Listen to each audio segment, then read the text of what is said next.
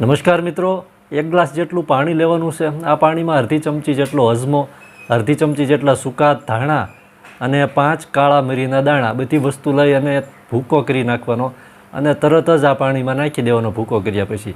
ત્યારબાદ એમાં 5 તુલસીના પાન નાખવાના છે અને એક સોપારી જેટલો દેશી ગોળનો ટુકડો અને આ પાણીને બરાબરનું ગરમ કરવાનું છે। પાણીને ઉકળવા દેવાનું છે, એકદમ ધીમા તાપે ઉકળવા દેવાનું છે। 5 થી 7-8 મિનિટ સુધી ઉકળે પછી આ પ્રવાહી છે એને ગાળી અને સહેજ ઠંડુ પડે ત્યારે પીવાનું છે।